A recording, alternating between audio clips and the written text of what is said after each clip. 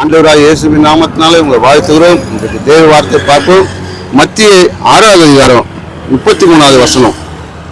முதலாவது தேவனுடைய ராஜ்யத்தையும் அவருடைய நீதியையும் தேடுங்கள், அப்போது இவைகள் எல்லாம் உங்களுக்கு கொடுக்கப்படும். அப்படியாக முதலாவது தேவனுடைய ராஜ்யத்தையும் அவருடைய நீதியையும் தேடுங்கள், அப்போது இவைகள் எல்லாம் உங்களுக்கு கூட கொடுக்கப்படும். அப்படியாக முதலாவது தேவனுடைய விருப்ப நடந்து கொள்ளுங்க, தேவனுடைய காரியத்தை நடத்துங்க, தேவனுக்காக வாழுங்க. ஏதோ மனுஷனுக்காக வாழ்ந்தது போதும்.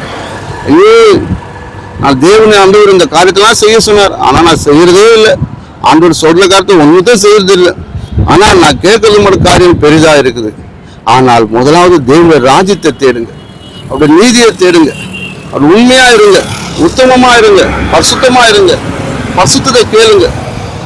ஆனால் நீயா பரிசுத்தம் ஆக முடியாது. ஆனால் தேவ பரிசுத்தத்தை கேளுங்க, தேவனுடைய காரியத்தை கேளுங்க, தேவனுடைய நீதியை கேளுங்க.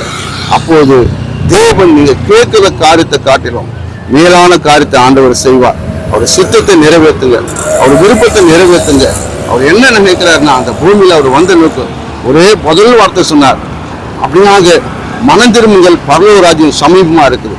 மனம் திரும்புங்கள், பரலோக ராஜ்யம் சமீபமா இருக்குதுன்னா, அப்படியாக இன்றைக்கு அநேக கிறிஸ்தவர்கள் கூட மனம் திரும்பாத இருக்கிறார், பாவத்தில் இருக்கிறார்கள், பாவத்தில் மூழ்கி கொண்டிருப்பார்கள். இந்த பாவத்திலிருந்து என்னை முடியவே முடியலன்னு நினைக்காதீங்க.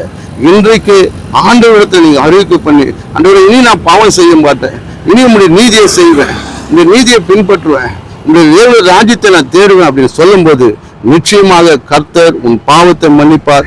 உனக்கு இருக்கிற தோஷத்தை எடுத்து போடுவார், உனக்கு இருக்கிற உபத்திரத்தை எடுத்து போடுவார், உனக்கு இருக்கிற கர்ம பாவத்தை எடுத்து போடுவார், பெரிய காரியத்தை செய்வார். இன்றைக்கு தேவன் பெரிய சந்தோஷத்தை கொடுப்பாராக. ஆமென்.